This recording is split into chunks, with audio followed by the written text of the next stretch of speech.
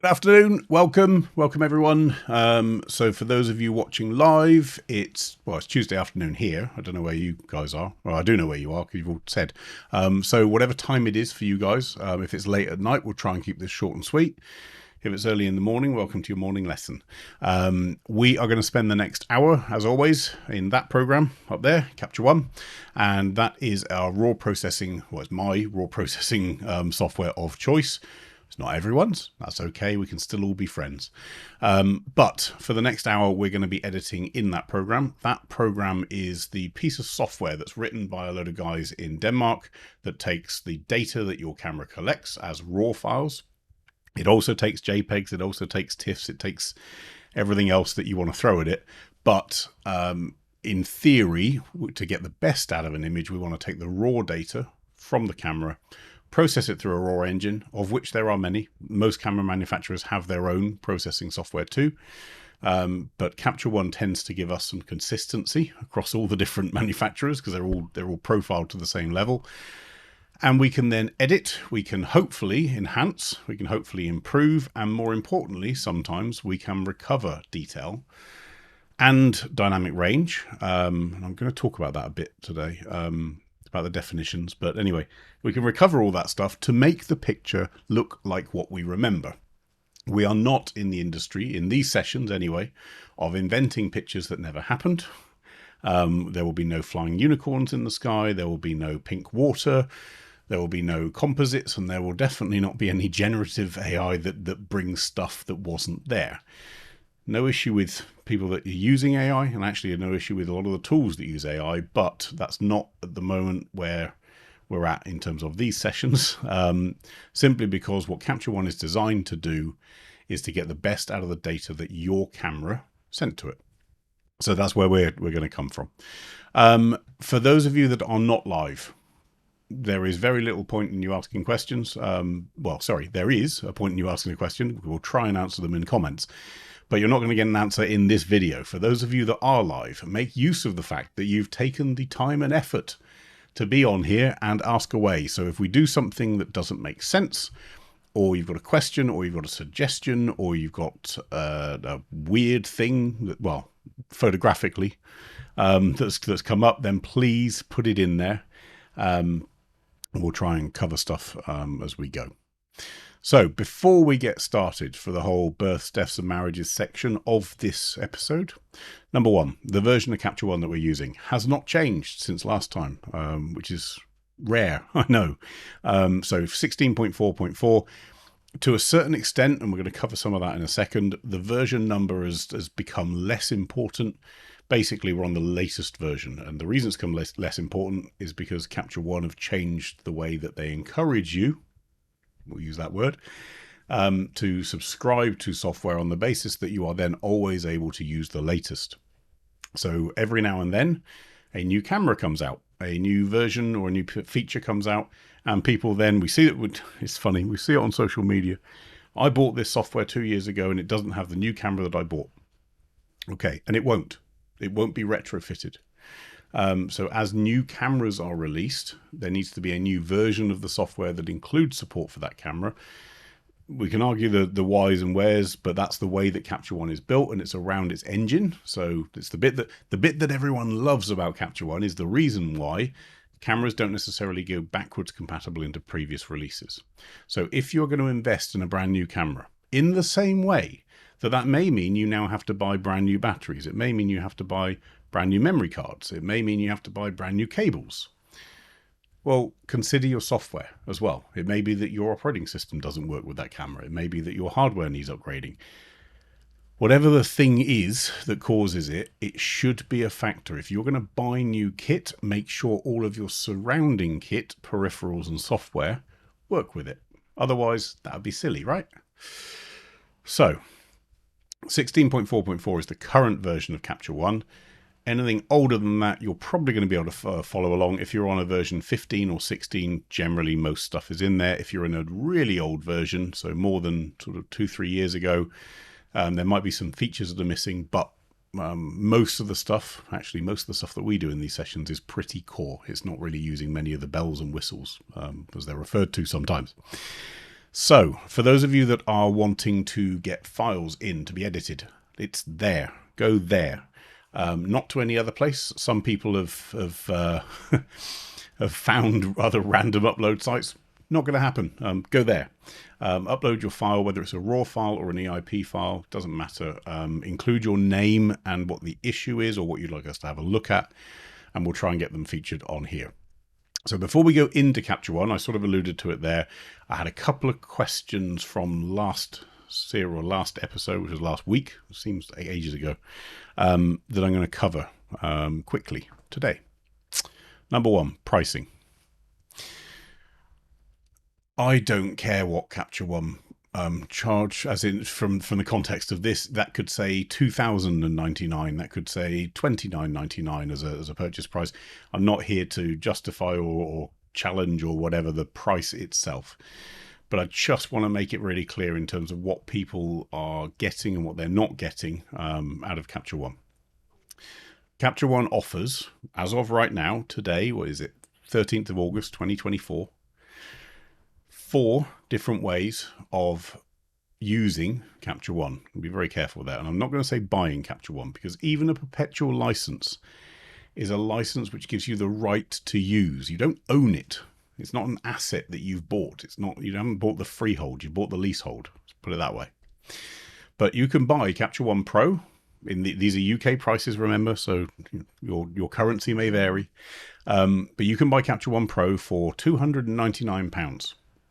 And that gives you the right to use the version of software that you bought. So as of that day, the latest version, for as long as you like.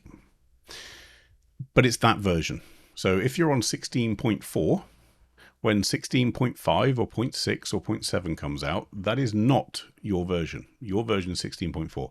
If there's a point release, so in this case, 0.4.4, if that goes to 0.4.5, you get that. But what they call a major dot release, so the big decimal number, that's going to be fixed. That's what you're buying into as a perpetual license owner. Now, it means once you've paid that money, you don't have to pay again if you choose to stay on that version of the software. But then, as I was referring to, you get a new camera. You're going to need to upgrade the software. You decide that there's a function that you like in the new version. You're going to need to upgrade the software. You see an issue with your operating system that only now works with the latest version of the operating system, and that means the latest version of software. You're going to need to upgrade. So don't buy a perpetual license on the basis of I've bought it and it's over. You buy it on the basis that at some point I may need to upgrade, and that's okay. That's normal with software. 3 other options. Capture One Pro. So that's my arm doesn't reach out of this box. I'm trapped. But Capture One Pro over there, the second one in, that is literally Capture One. So that does not cover any of the mobile apps or anything like that. It does cover Capture One Pro, the same one that you would have bought with a perpetual license. Now, if you do the maths, roughly speaking, if you upgrade your software every year, it's probably going to make sense to go for a subscription over a perpetual license. The downside to a subscription, if you stop paying, you stop having access to the software. And that's the same with everyone that does subscriptions, unfortunately. Now, Capture One have a get out function, or I don't know what they want to call it, but a handy little feature, which is a loyalty scheme that says the longer you have subscribed, the cheaper, up until the point that it's free, in fact, you can off-ramp to a perpetual license. So let's say you subscribe for several years and you decide, actually, I've had enough. I don't want to be paying anymore. I'm happy with this version. I'm going to freeze it. You can get out of your subscription by either buying a discounted or, in some cases, 0 cost perpetual license of the latest version that you stopped on. That's pretty handy, right? So it's not a case of trying to trap people. There's actually a get out in there. There's an off-ramp. Great. If you also want to use the mobile apps, which you can buy them as apps separately and subscribe, and that's what this bottom little box is for. It's basically a link to the App Store. So Capture One Mobile, that's for iPad, iPhone. You can subscribe to them, and there'll be a monthly fee. Or you can get all-in-one. So all-in-one gives you all of Capture One, the desktop. It also gives you the mobile apps. It also gives you Capture One Live. And, quite critically to some people, it gives you prioritized support. So all the other stuff, the Pro version and the perpetual license, the basic version of the Pro subscription, you get regular support, which is, from my experience, perfectly fine. But if you want faster support, faster turnaround times, more responsive things coming back, then All-in-One's going to give you prioritized support. The final one, Studio. Most of you on here, if you are a landscape photographer, which tends to be my niche, or where you're outdoors and you come back and you edit in a little hole like mine and publish stuff, you probably don't need Studio. Studio is a very specific product designed for, strangely, studios. So that could be collaborative studios, like a fashion photographer who has to share screens to 3 or 4 different people, an art director, a marketing director, a client, whatever. It could be an e-commerce studio that very quickly has to do things like advanced cropping and automated cropping and so on. Most of the features in Capture One Pro are the same as the features in Capture One Studio. There are some extra little features. There's some advanced AI crops that does some clever stuff automatically. So if you're shooting a series of product images, it gets under your skin, let's call it that, and it knows what you need as a crop. Studio will give you that. So there will be people that think that's got value, and actually there will be loads of people in studios that can see this as a productivity gain. Wonderful. But for most people that are out there, landscape photographer, cityscape photographer, even if you're out doing the odd portrait or something like that, you're not going to need Studio. Now, question from Robert. Can we short explain the difference between essential collaboration and advanced collaboration? It's about how integrated and how many, I think it's albums or hours or people, I think it is, that you can use Capture One Live to share what you're doing. So Capture One Live is a great tool. If you look on Capture One's channel, David Grover and I have done lots of sessions on ways of collaborating and featuring it. Have a look for, David and I did a live from Wyoming. We did a live from Jackson Hole in Wyoming where we got Solomon on back in London while we were shooting to make selections. We can then edit, re-upload. We even went to the point of putting in augmented reality output into it.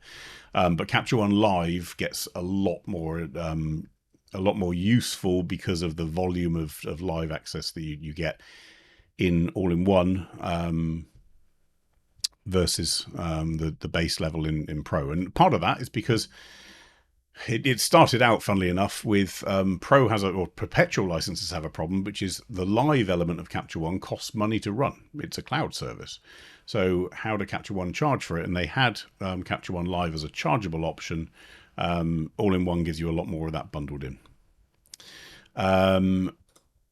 Venigoplan, does it include Android mobiles? To my knowledge, unless something has changed in the last 30 seconds. No, it does not include Android mobiles. It's iOS. And some of that is around the expectation of user experience. So iOS is a lot more controlled, a lot more defined, a lot more stable in terms of different screen sizes, different processor speed, different user experiences. There are challenges. And I'm saying this outside of Capture One. Forget, I don't work for Capture One. So it's not about them making a choice. It's more about the fact that as an ecosystem, it is frankly more stable and experienced to deliver to one device profile, one operating system, one known entity in terms of technical specs than the 6,000 different people that seem to make Android phones and the 25,000 different screen sizes and the memory amounts and whatever else. It gets very, very complicated. And actually the problem is you then sit there with an Android phone, have a bad experience, and you blame Capture One, not your phone. So there's some human behavior in there that needs to maybe change as well. But at the moment, no, there's no Android. Janelle, I quit Adobe. Are you familiar with Affinity Photo? Have I used it? Well, funny you should say that, Janelle. So I think we're done with this. Hopefully that's a good sort of refresher in terms of what you've got in there. Different person asked, Do I do everything in Capture One? No. Capture One is great as a raw processor, and that is exactly what I use it for. I also use it for cataloging, spelt my way, the British way, my content from shoots. Now, some people, so the debate over sessions versus catalogs, that's an ongoing debate. It will never end. But I personally choose to use catalogs, and I have one catalog per project. Now, a project could be a week-long shoot somewhere. It could be an afternoon for a client. It could be anything in between. But I'll have one catalog for a project and then a big catalog, which is all of the final images that we've ever shot. But I'm using Capture One as my 80% line. I can get a photo to 80, maybe more, maybe 90%. If I'm lucky, I can do it all in Capture One. But sometimes I need some extra functionality that Capture One is not designed to deliver. So first thing, yes, we use Adobe Photoshop. Shock, horror. We said the A word, the Adobe one.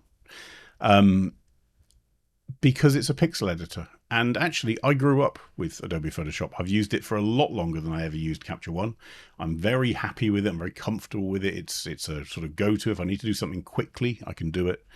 But there are certain things when you get to a limit in Capture One, and specifically if you need to manipulate something or do some really advanced healing, and a lot of plugins that people use also are more integrated, frankly, than Capture One in Photoshop.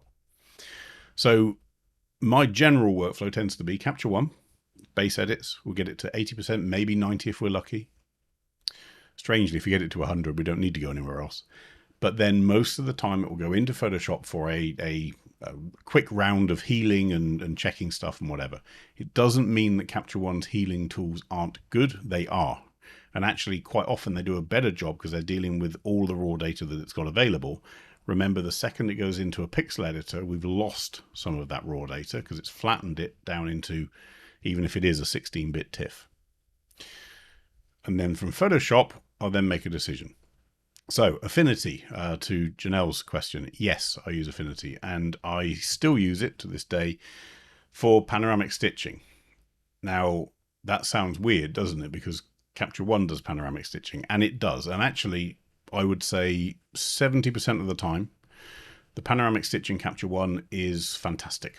No issue with it. No challenges, no problems. But when Capture One doesn't stitch it, or it can't stitch it, I've got nowhere to go because you can't tweak it in Capture One. It's a very, very blunt interface, if I'm honest, the Panorama tool in Capture One. There's no fine tuning, there's no tweaking. So I need another tool that does it. And although Photoshop does it well with Photo Merge, which is one of the automations in there, Affinity does it, in my experience, a little bit better. So Affinity is they say it, by the way, it's not a one-off purchase because then they release Affinity Photo 2 and you've got to buy that again. So all of the arguments about, yes, but this company does it much better with perpetual licenses, rubbish.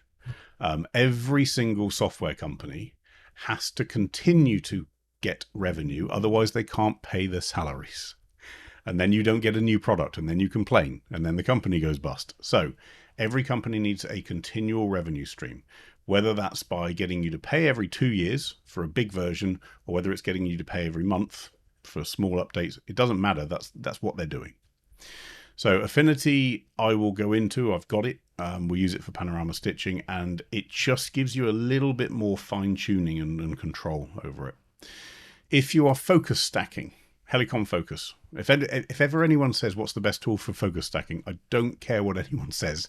Helicon Focus. It's a binary thing.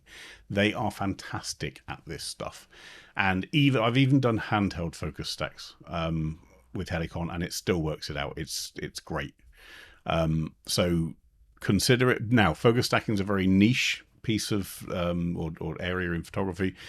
If you don't know what I'm talking about, then you don't need Helicon Focus. Don't worry about it. But if you do, use it. Now, Helicon Focus does integrate with Capture One. So you can round trip, as we call it, and you can go into Capture One, make all your adjustments, go out to Helicon as flat files, and then come back and then effectively you get your flat file back into Capture One that you can make further tweaks to, but you don't have the raw data anymore. But it's still a round trip. Just for, I've just seen a couple of things on there. Path, has anyone else faced the issue with HDR stitching in Capture One, creating ugly artifacts? I've heard of it. I tend not to do much HDR stitching, if I'm honest. I'd probably do more of it on here for you guys than I do personally. But I have seen people with some challenges on it. And yeah, so Tim said yes. Use Affinity for HDR stitching. Again, Affinity has an HDR stitching module. And again, Affinity and Photoshop, because they're pixel editors, you might find that there's a bit more invested in the destructive side of editing. So what I mean by that, everything you're doing in Capture One is designed to be non-destructive. In other words, you can undo it and get back to the raw data. Once you're into things like merging HDR and merging panoramas, you start to stray away from that. You end up in a destructive place, which is I'm manipulating data and it's now getting fixed in places. And pixel editor mindset is probably slightly more further on in thinking that through than raw editors. Tim, you're saying that don't have a good experience with stitching panos in Affinity. Capture One does it better. PT GUI for pano stitching, yeah, it's another alternative. I personally don't find it that nice to use, if that's a way of putting it.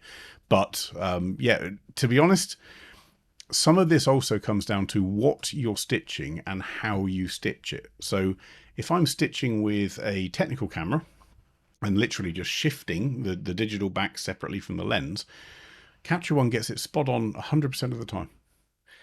If I'm doing it more rotationally, then sometimes Capture One can have a challenge. If I'm doing it handheld, actually Capture One does a really good job of handheld stitching, but equally so does Affinity. So you've got to find the one that works best for your setup. Two others, just very quickly. So one of them is Nick Viveza. So Nick started out as its own company. Google did its normal thing of buying it and then letting it die, because that's how you get big. You make everyone else disappear. And then they got bought by DxO. So DxO being another software brand. They make a whole, so Nick has a whole suite of fancy stuff with analog emulations and whatever else. Viveza is a really powerful one because they have a control point technology that allows you to brighten and darken areas based on their similarity to where you've selected. It's really quite clever. It's quite niche, but we can bring out detail and drop back shadows and stuff like that really precisely with Viveza. The other stuff I find quite over the top, but Viveza is a really powerful, very granular tool. And then the final one, ChronoSync. So please don't rely on Capture One doing all your backups for you. Don't rely on whether it's Apple's Time Machine or whether it's a Microsoft built-in backup or whatever. Don't rely on them. Take control of your backups, please. I was helping someone last week who's lost literally thousands of images because they were relying on a catalog backup from Capture One. They overwrote it with an empty catalog. So it's still got all the ghost references, but none of the files were actually stored, and they can't get them back. They have no backup, and it's really sad. So please look at an app, whether it's ChronoSync, whether it's something else, but get something backing up your files. There we go. So that's the answer to that question, and hopefully it gives you a bit of a view of it's not just Capture One that we're looking at here. It's other stuff too. And I now have a final one. A challenge for you, and think about it when we're going through these edits. Can we please stop asking this on every post on social media that I see? It's like asking a chef, what temperature did you bake that steak at? Is the steak good? Are they an expert in what they do? Are they skilled at what they do? Great, then appreciate it. And I get that settings is a great way to learn, and if the photographer is willing to share it, then wonderful. But I've seen recently actually people getting really nasty. This isn't at me, but people getting really nasty. So someone just and I hate this thing that we now start doing. That's not a question. That's not polite. That's just a demand. Settings, or in Fuji's case, recipe. What's the recipe? It couldn't possibly be just a nice photograph. It must have been a recipe. So what are the settings? Well, a few issues. Number one, it's none of your business, actually, if the photographer doesn't want to share it. So some do. Many photographers do. I'm happy generally to share a setting if someone asks me. But if they don't want to, don't do what I saw a week or this week gone, where someone just attacked the guy for refusing to share the settings. Seems rather weird. Number two, unless you are stood next to that person at the exact time they take that picture with the exact same camera, the exact same lens, the exact same filter, the exact everything, then their settings don't matter. And it can be a useful exercise. You can get an appreciation for what a 5-minute exposure looks like versus a 30-second exposure. Or can you? I've got 5-minute exposures where the clouds look smudgy, and it was because there was no wind.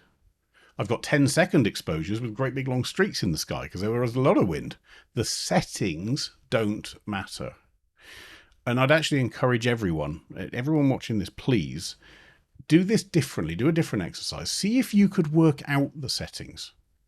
See if you can look at a picture and go, that looks like that had a graduated filter on the top of it. That looks like that had an ND filter on there. You know, the water on a waterfall blurs very quickly. It can happen in a couple of seconds. The water in a river, it probably needs a few minutes. So you can start to make guesses of it and help that influence how you shoot, and then experiment rather than this frankly lazy approach of settings. Oh, no. There we go. Rant over. Took me a few minutes to get into a rant anyway. So let's get into Capture One. And strangely, we're starting with a pano. So this pano is from Dave. Cool. It's a pre-stitched pano. I ended the last session looking at this image. By pre-stitched, I mean it's the DNG file. So one of the advantages of pano stitching in Capture One versus pano stitching in a pixel editor is this is still raw data and I can still edit it, and that's the key part with it. One of the downsides is still at the moment, we covered this a while back, you can't share edits on a DNG file to the likes of me. But I can see stuff that's happened, and you're going to get a hint in there for those of you that were quick with your eyes of what we're going to look at. Anyway, there is a challenge here, which is when Dave shot this shot, it wasn't quite level, and it's a natural thing because our eye, when we're shooting, tends to follow the horizon, and the horizon sometimes isn't entirely level because you've got mountains in this case and stuff's going up and down. If you're on a level tripod and you just stitched all the way across, you'd find you wouldn't have this jaggedy bit up here and the matching jaggedy bit down here. So these images, as far as Capture One's concerned, were taken on a slight lean. So I've got two choices. I could just use the rotate tool and try and sort of guess where the level mark would be, and then I can go into maybe some of this and see, well, no, actually these verticals now don't look vertical, you see, because we've twisted that image up. These houses and buildings are now leaning, so be really careful with this. The tendency is to do what I've just done, which is, well, we'll just twist it. But as I twist it, you notice the verticals are no longer vertical, and it's because my rotation, although it now fixes this lean, it's not true to life. So that doesn't help us. Instead, what would help us on here is the keystone tool. So I'm going to go to a horizontal keystone. You see the two white lines that appear with the little anchor points. And I'm going to move this one up and hopefully move this one up a little bit as well and hit apply. Now, if I go to the 4-way keystone with that same setting and have a look at this, we've still got these leans of these houses, but I can fix that with the 4-way keystone because I can say, I want this lean to be corrected. And it stretches it the other way. So what I'm doing is I'm drawing the line on where I want the vertical to be and telling Capture One that these houses should be verticals. Their lines shouldn't be leaning that way. So I'm going to draw the line to where the vertical line should be, and Capture One will then stretch it across. And because it's stretching it rather than rotating it, it doesn't affect this side. So this side still remains vertical because I haven't moved it. This side has been stretched like that and then also shifted. That's keystoning, and it's perfect for this sort of scenario. So I haven't fixed the problem completely. We haven't done a dramatic keystone, but I've gained back a load of space. And with that space, I'm going to do an unconstrained crop for ease, but I can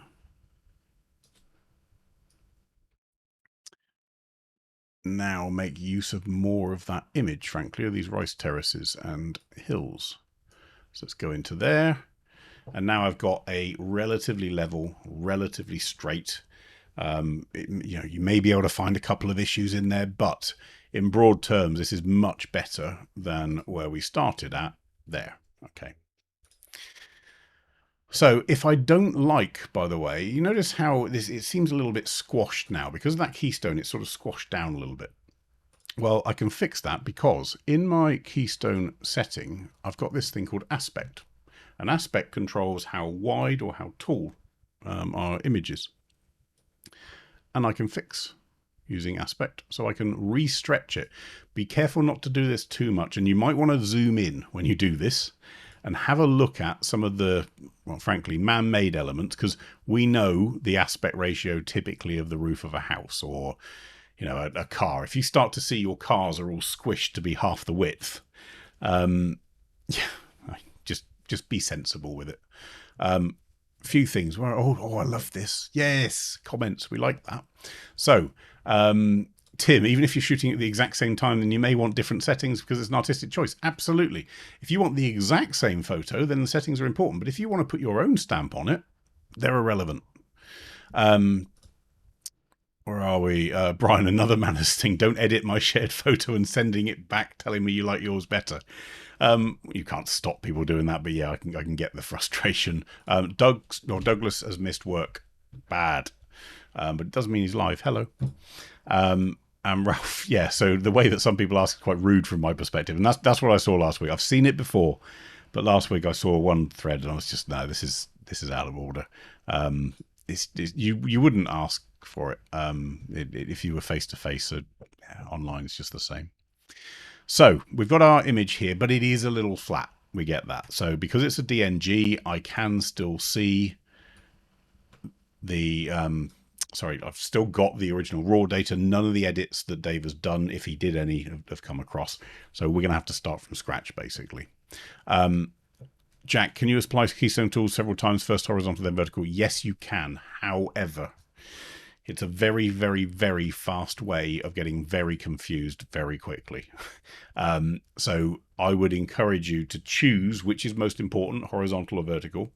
And then if you then need to do an adjustment to the other axis, switch to the four-way control. Don't do it as the separate, so horizontal once, vertical the next. If you do that, things get very confusing. You'll end up with Z-shaped images. So if you do need to do both, either start with four-way or start with a two-way and then switch to four-way. Don't flip between the two of them. They go a bit odd.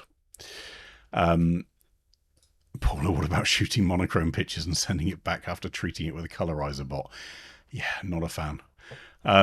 So what this picture doesn't have is any pop to it. And part of that will be haze. And you can see that. You've got the layers out in the background out here. Let's just go out there. So we've got detail in here, but it's a little hard to see. And our foreground is popping a bit more, but it could do with a bit more presence. So let's go to our exposure tab. That's this one, the one that we spend most time in with the little sliders. And this tells us that we've got a little bit of room in our highlights, a little bit of room in our shadows. If you want to look at levels in more detail, then that was last week's. Go have a look. But in here, I can see, look, here's my data. We were quite underexposed. You've probably got about a stop's worth of movement before we start clipping. I've turned my exposure warning on so it can tell me when something's about to clip or does clip, which is about there at 240. So nothing's clipping in highlights. Same with shadows. So if I go too far, I get my little blue warnings. And I'm going to go to there. So you can see now we've stretched that histogram just on a before and after. You see it's now more vivid, more vibrant. It's got more range. I said we'll talk about dynamic range before, but one of the things that we often forget is nature doesn't have a full histogram of dynamic range. So when you look outside, say it's a misty day, you are not going to get a histogram that fills from 0 to 255. That's your artistic choice to do, and it happens in post-processing. But when we talk about the dynamic range of an image, what we're effectively talking about is the brightest brights and the darkest darks. Where do they fall? A low range image would have everything in a clump. A very high dynamic range image would have everything actually outside of the histogram, and that's hence why we use HDR. So this here is a very baseline edit. I don't know, Dave, because I wasn't there, how warm it was, but your camera's auto white balance has picked this up. I'm going to warm it up just a little bit, just to get it a bit less cool blue. Tim, why is it clipping before I get to the blue curve on the right? I'm going to guess, and I may be wrong, I'm going to create a floating tool. For those of you that don't know, you can do this. Any of the tools, I can create a unique one, or a special one, out on my screen.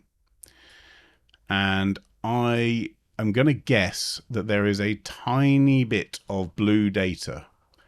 Just a tiny bit. It almost doesn't register on that line, but up here. And I think it's this sky up here. So as I go into there, yeah, you see that there? It's probably the tail end of this blue. And it's not quite. So if I move my mouse over here, yeah, it's hitting 254. Here we're at 255. I'm looking at these numbers up here. So my blue channel up here, if I pull it in too much, is at 255. So all it's doing is warning me your blue is maxed out. It doesn't actually mean there's no data, because there is still valid red and green, so yellowish data up there. But if I want to be really purist, let's go to there. I'm just going to remove that tool. Cool.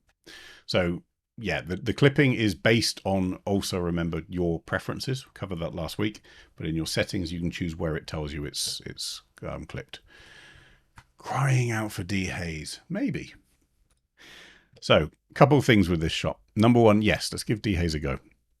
So on my dehaze slider down here, dehaze is designed to combine multiple different ways of traditionally dehazing. So we would traditionally use a bit of clarity, bit of contrast, bit of curves, and then try and sort of move our midtones to be more defined. Dehaze lets us pick a tone that the haze is, so a shadow tone, and I can do it manually or I can do it automatically, and I can now roll that slider up and it will get rid of, in theory, an amount of that haze. And if I choose different shadow tones, you'll see very different results, from good to bad, maybe ugly. But if I look at a before and after, oops, it's a lot clearer, right? If I do before and after with dehaze, so that's without dehaze, that's with dehaze, yeah, it's made a positive impact. And generally when we're editing, we're looking for positive impacts. That's what we're aiming for. So as long as it hasn't done a negative impact, and you want to check with this stuff. So dehaze, sometimes you can end up with artifacts that are a bit weird, but no, it's done a good job so far, so good. Now to enhance these layers out here, I'm tempted to play with deep sky. So you've got, all of you, in your Capture One, built in what they call style brushes, since version 21 or 22, something like that. My deep sky style brush, when I click it, it's going to create a new layer automatically. Remember, everything I've just done is on the base layer. So I'm going to click and start painting. And look at that.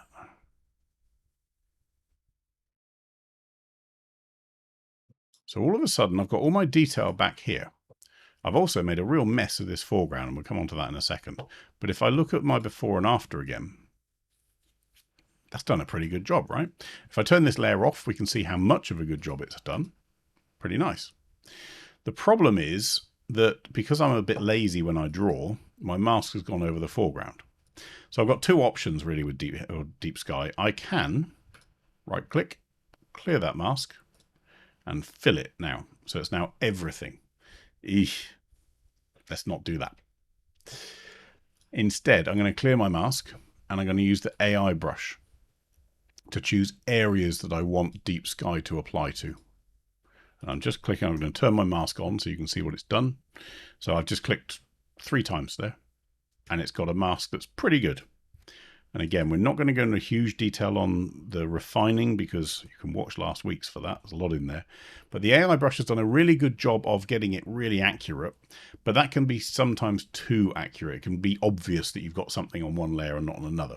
So we use the refine tool to spread what it's done a little bit further. So we're sort of softening the edge without feathering it. It's a bit more intelligent than just a feather. But what that means now is I've got a deep sky layer that is only on the bit that's important, which is actually really quite nice. So what we've got here, so Lotfi, why is it called deep sky? Strangely, because it was designed to make skies look deeper. And I'm not being facetious, that was literally it. So I remember back in the development of this, we did a load of tests. So Alexander Fleming at phase one, Capture One, sorry, was sending us like different, can we try this, can we try that, and whatever. And this one that was for deep sky, I actually originally disagreed with him on because it made the whites of the clouds look really, really bright and the blues look really deep. And that was fine as long as you weren't exposing to the right, because if you were, it could blow your clouds. But then you could, as it turns out, you can then use levels, obviously, to bring it back, and curves and whatever. But there is a risk with deep sky, just be aware of it, that if your clouds are close to clipping, deep sky can actually cause it to look a bit overblown. But it comes from the fact that it was generally used, and still is generally used, where you've got a blue sky with white clouds to really make them pop. It does a really good job. But anything that's got a sort of blue to white tone or bluey greeny tone, and you want to add a load of drama to it, deep sky does a great job of it. Beyond that, if I go back to my image layer, well, we can add in a touch of normal clarity. So natural as a setting. Don't do too much. You'll end up with halos all over the edges here. You notice I'm stopping before it's too far. Also bear in mind, if you do it too much, this goes too crispy, too crunchy, too sharp. So be really careful with it. I'd also be careful with structure here. You see how sharp some of these edges are here. If I start putting in structure, I'm going to zoom into 200% so you can see it. This is way too harsh. That's out of the camera without any structure. That's with too much structure. So if you want to use it, be sparing like salt. Let's put it that way. So a bit of blue sky up there, lots of layers going into the background, straightened up a little bit. And all we've done effectively is use a bit of levels, an AI mask on the bits that I want to enhance, and use deep sky on a specific area, clarity over the whole thing, and then the actual dehaze tool, which does a really good job too. So we go from there to there, or more importantly, we go from, let's turn off my warnings, there on the bottom to there. So if the goal, I think Dave's was to get to see this background a little bit more, I think we've probably done that without pushing it too far. The temptation with this sort of shot is you end up pushing it too far. This is probably the level that I'd stop. I've got layers, I've got detail, I can see everything that's in the shot, but I'm not pushing it so far that it just becomes painful to see. Okay, next up, Ralph. Fun one, this. So Ralph's view was, it was a little bit boring. There's nothing really going on in the sky, nothing really sort of happening with it, but it's a really nice shot. It's sort of a postcardy shot. It's got huge amounts of detail in there, nice and sharp, nice and crisp. It's nice and straight. It's the right sort of keystone setup and everything. If I create a brand new variant, we can see it wasn't quite level. So that's been corrected in this one. So there's a slight amount. If I look in here, was it a rotation? Sorry, it's a rotation that was done.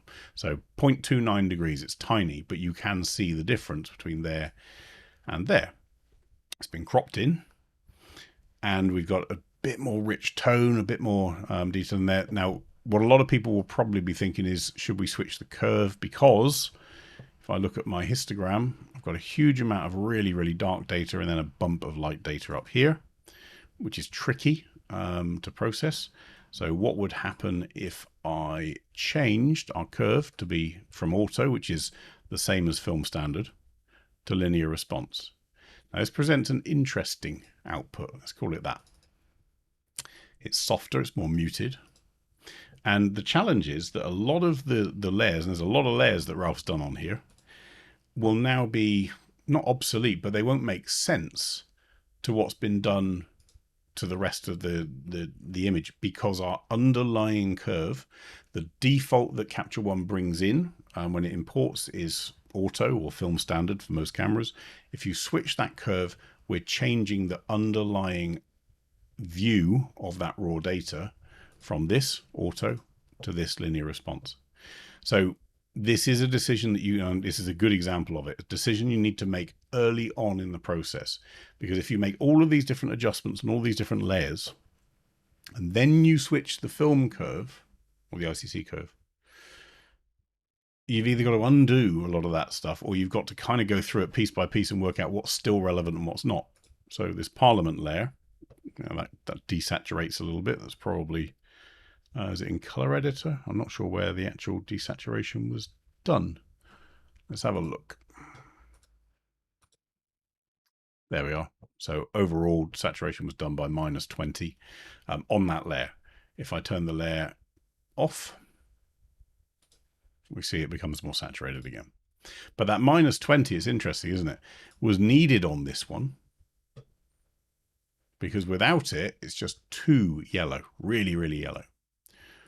On the linear response version, without it, it's not too yellow. It's a bit dark, but it's not too yellow.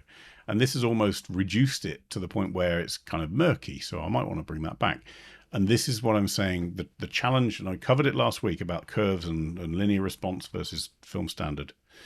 The challenge with these curves is if you make that change after you've done a load of edits, you may find you have to redo them, or you have to start from scratch.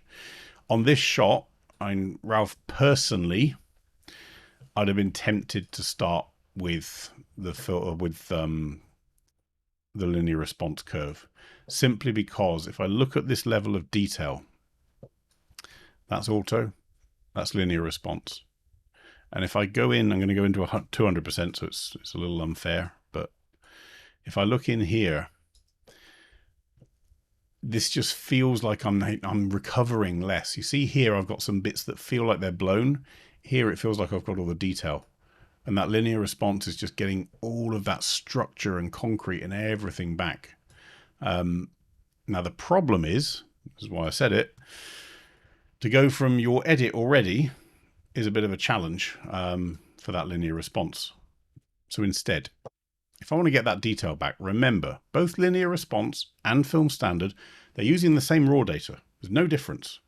They're just interpreting it differently. They're applying a curve. So what if instead, on my Parliament layer, which I believe is a pretty solid layer, there's some messy masking going on up here. I've just seen that, Ralph. Lose points. Dear. I think that's the only bit of really messy masking. Yeah, so I'm just going to go into here, and we're going to use the AI eraser. Oh, I'll tell you why. It's because it's getting too close to everything else. So instead of the AI eraser, maybe we just use... Ooh, can Magic Eraser get it?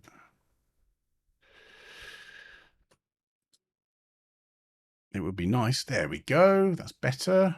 Go a bit more, bit more. The old tools sometimes, see, they're the best.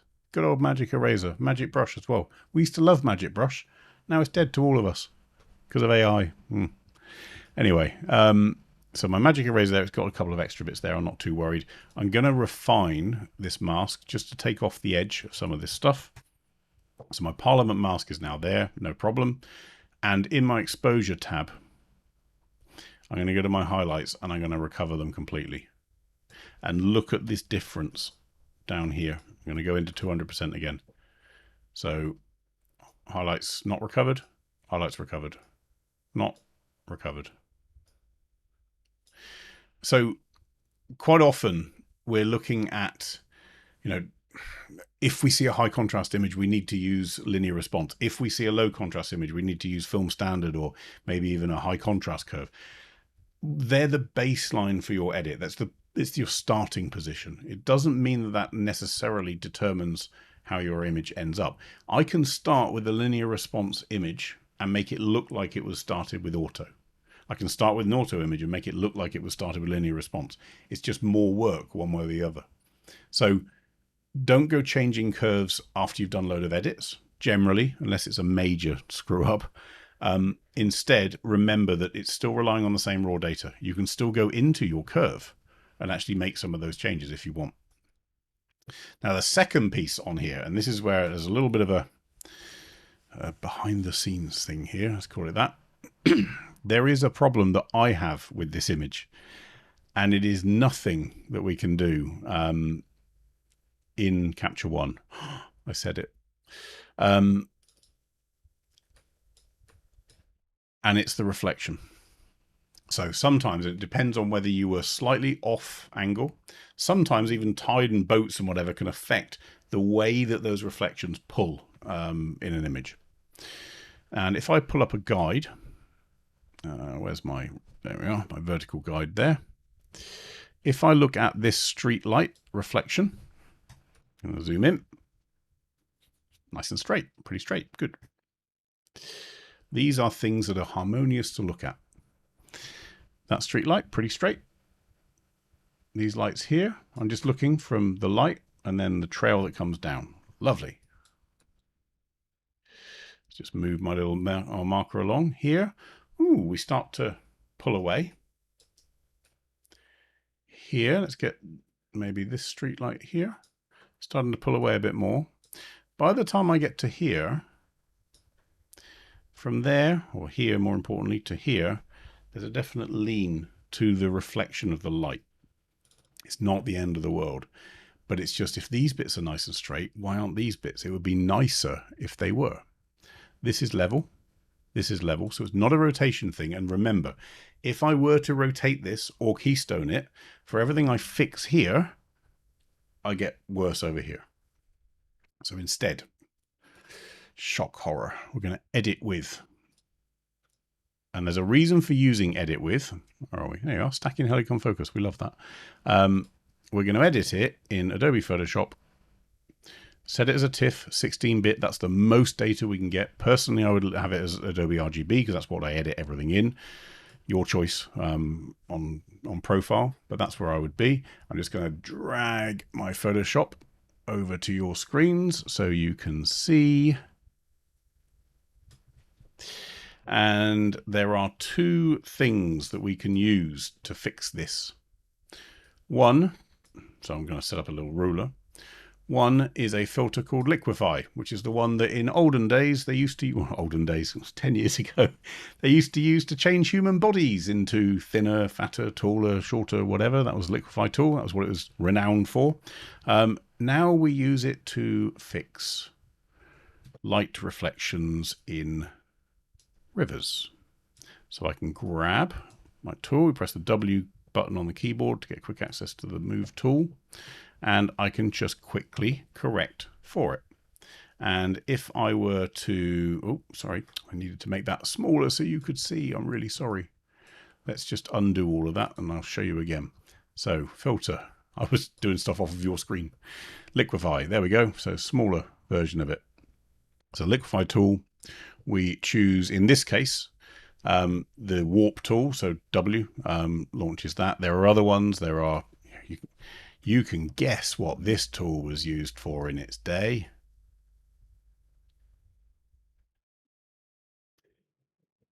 Anyway, here's our warp tool. Here's our line that we've set, and I'm just going to pull that light reflection back so it's level. And this is purely aesthetic. You don't have to do that, but I can't do this in Capture One. I can't do this in any raw processor. I need a pixel editor to be able to do that. So that's the Liquify way. And if I hit OK,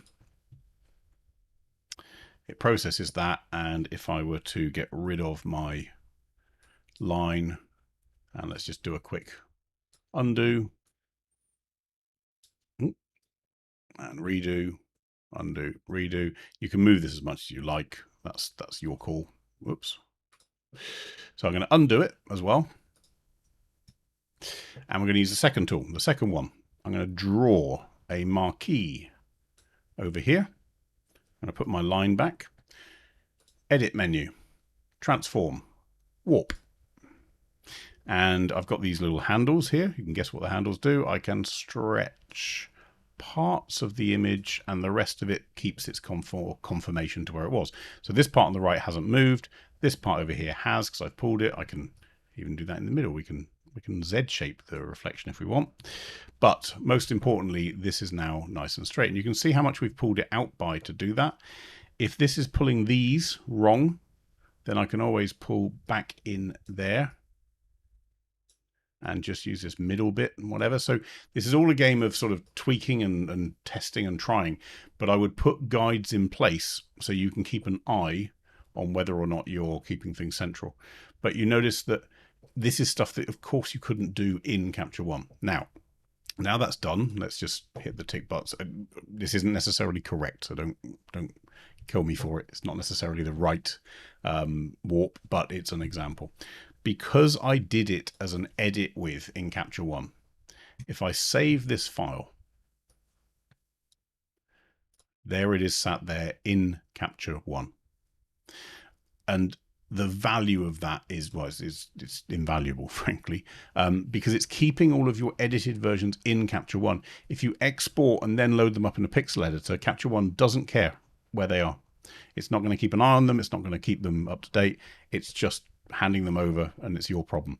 If you edit with, so right click, edit with, and then choose your application that's integrated into Capture One, when you save it, the updated version is sat in Capture One. Path. Now remember, I'm now working in a TIFF, so I don't have the same access to all the raw tools that I had before. So for instance, my Kelvin now is set to 5000. All of my adjustments have gone because they were in the raw file. This is an output from the raw file, but it's still in Capture One. So question for Path, is there a way to add a glow to the highlights to get that vintage look in Capture One, or is it something better done in the pixel editor? You can. So if I wanted to, let's say, get these to glow a little bit, well, let's just do this really, really quickly. Just get you so you can see. And I'm going to draw. It's going to look really, really weird what I'm about to do, but I promise you it will make sense. I'm just going to do the example on these lights here. Am I on the wrong layer? Yes, I'm on the Parliament layer. Let me create a new layer. That was silly. So here's my new layer. Good. I'm going to go to a Luma range and say I only want the brightest bits. So basically those lights and the bits that glow around the light and the reflection of the light. That's nice. Soft radius, apply. So now I've got my lights. I'm going to rasterize that mask. What that means is don't leave it as a Luma range, actually fix that in as my actual mask. Then I'm going to refine the mask. So we're going to expand it a little bit, not a lot, but there. Okay. And then finally, I'm going to go into clarity and make it negative, and dehaze and add some. Now you may have to now, as you can see in here, so with my normal eraser, because that's also affected other things, I might want to now erase the effect that it's had on the stone.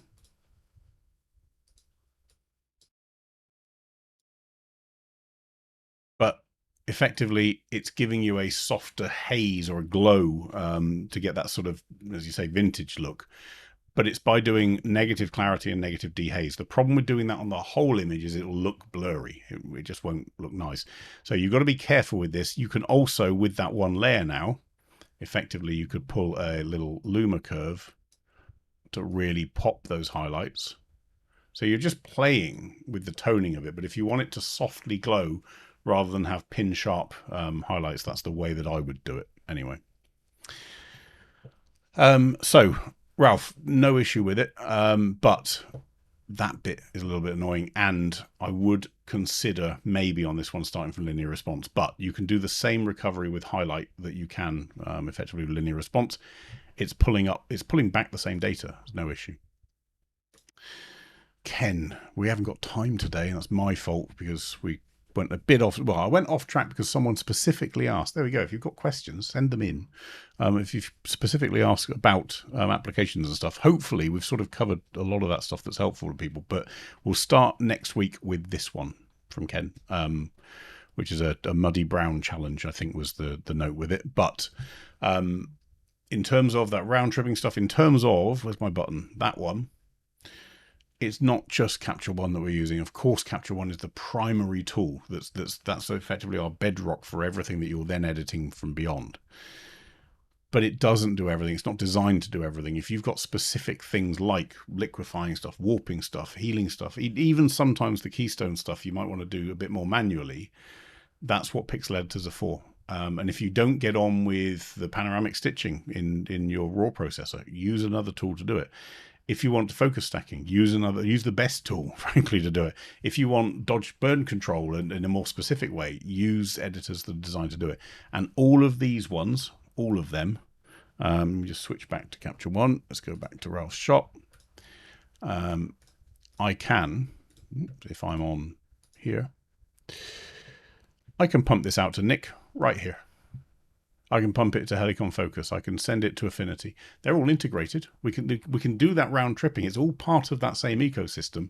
It's just the right tool for the right job. And sometimes we shouldn't try and make Capture One drill things when it's a hammer. Anyway, so that's going to be it for this week. Those of you that want more in-depth stuff, it's all there. There's a link down below. Those of you that want to send your files in, we will get through more on Tuesday, I guarantee, because we won't cover the stuff about applications and subscription models. But send it to there, and we'll try and cover as much as we can. But between now and then, look after yourselves, and I'll see you then. Cheers. Bye.